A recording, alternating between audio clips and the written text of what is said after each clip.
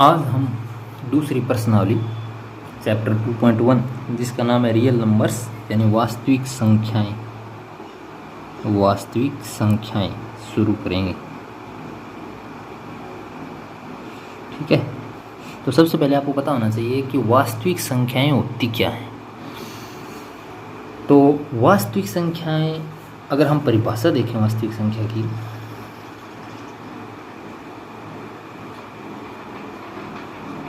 तो वो क्या होगी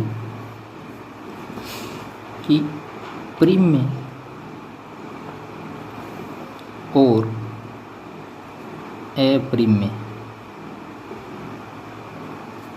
संख्याओं के समूह को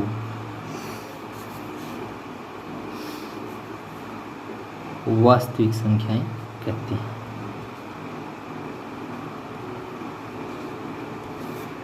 यानी परिमेय और अपरिमेय जितनी भी संख्याएं हैं उन सब से मिलकर वास्तविक संख्याएं बनती हैं। अब एक बात ये याद रखिएगा आप, ये परिमेय संख्याएं कौन सी होती हैं। वैसे तो आपने 9th क्लास में पढ़ा है परिमेय संख्याएं, लेकिन थोड़ा देख लीजिए यहाँ पर। परिमेय संख्याएं वो होती है जिन्हें हम P/Q रूप में लिख सकते हैं, और यहाँ Q है वो कभी 0 नहीं हो सकता।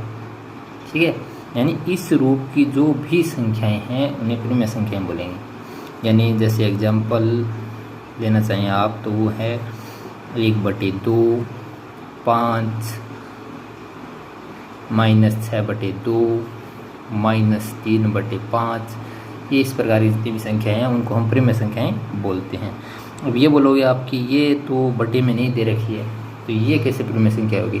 तो इसके लिए भी देखिए आप कि 5 के नीचे कुछ नहीं है, लेकिन इसके नीचे हम 1 तो मान सकते हैं ना, तो इसलिए 5/1 होगी, तो P/Q रूप हो गया ना, तो इसलिए 5 एक परिमेय संख्या है।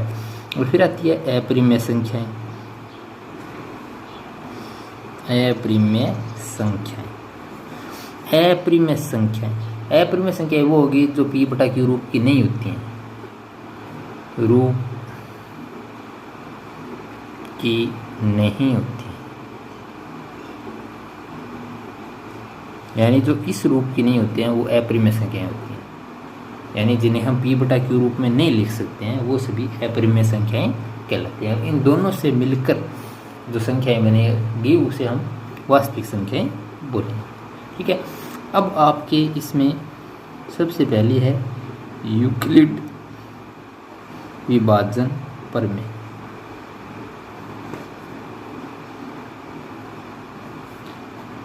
यूक्लिड विभाजन प्रमेय, ये प्रमेय यूक्लिड नामक गणितज्ञ ने दी थी, इसलिए इसका नाम यूक्लिड विभाजन प्रमेय रख दिया। और ये विभाजन पर आधारित है, यानी यह विभाजन पर आधारित प्रमेय है।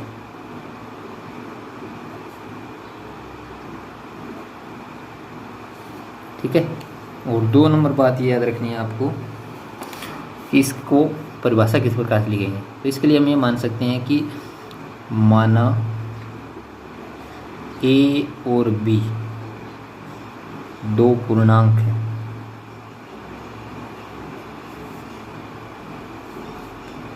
और जब A में B का भाग दिया जाता है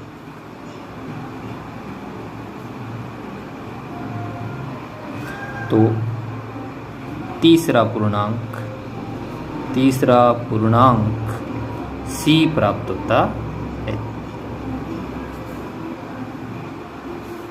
यही आपकी क्या है, यूक्लिड विभाजन प्रमेय। यानी कि हम अगर A/B लिखें तो हमें C प्राप्त होगा, और जहाँ B कभी 0 नहीं होना चाहिए, तो यहाँ A है वो क्या है, भाज्य है, B क्या है, भाजक है, और C क्या है, भागफल है। ठीक है, तो इस रूप में ये प्राप्त होती है। और इसके लिए यूक्लिड ने एक अन्य रूप भी दिया जो कि सर्वमान्य रूप है इसका, सर्वमान्य रूप। वो क्या है कि अगर दो पूर्णांक ए और बी दिए गए हों तो अगर हम ए बराबर बी क्यू प्लस आर लिख सकते हैं, और जहाँ बी है वो 0 नहीं हो सकता। ठीक है, ये क्या है, आपका सर्वमान्य रूप है यूक्लिड विभाजन प्रमेय। ठीक है, जो हमारे बहुत काम आएगा। याद रखिएगा, यहाँ ए क्या है, भाज्य है, बी क्या है, भाजक है, क्यू क्या है, भागफल है, और आर क्या है, शेषफल। ठीक है, अब इसी यूक्लिड विभाजन प्रमेय के आधार पर कुछ विशेषताएं आती है या कुछ गुणधर्म आते हैं भाजकता के।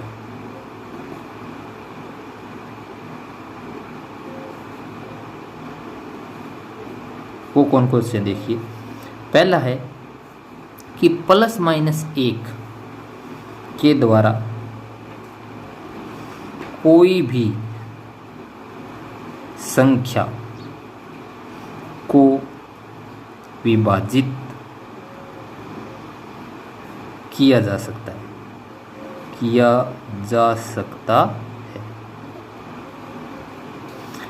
2 नंबर क्या है, 0 में किसी भी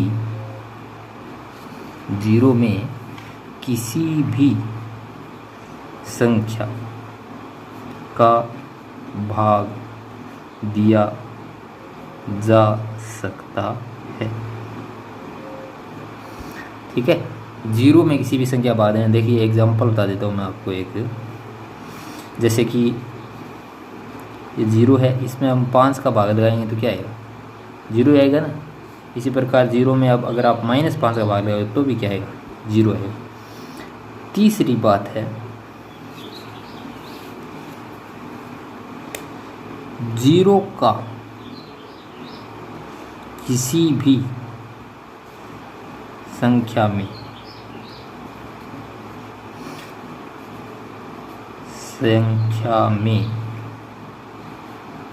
भाग नहीं दिया जा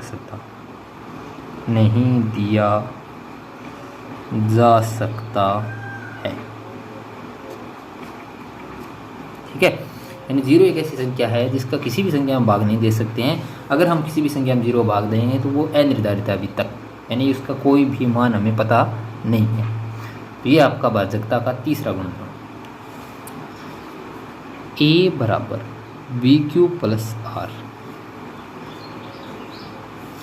यहाँ आर क्या है, शेषफल। और शेषफल के लिए आप याद रखिएगा, शेषफल है वो 0 या 0 के बराबर या फिर b से छोटा हो, ये ध्यान रखना है आप। इस लाइन का मतलब क्या है कि शेषफल 0 या 0 से बड़ा किंतु भाजक से सदैव छोटा होता है।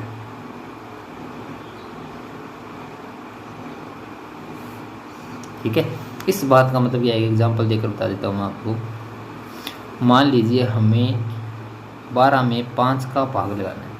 ठीक है, देखिए अगर हम 12 में 5 का भाग लगा रहे हैं तो कितनी बार जाएगा, 2 बार। तो 5 तो ये कितना हो जाएगा, 10। तो शेषफल कितना बचा, 2। तो अब ये देखिए शेषफल है, ये 0 से बड़ा है, लेकिन जो हमारा भाजक यहाँ क्या है, 5, इससे तो क्या है, छोटा ही है ना।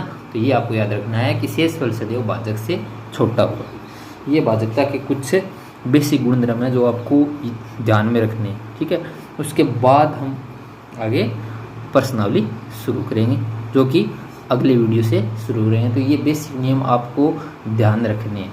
ठीक है, अगर कुछ भी चीज़ समझ नहीं है तो आप कमेंट कर सकते हैं, आपको उसका जवाब मिल जाएगा। धन्यवाद।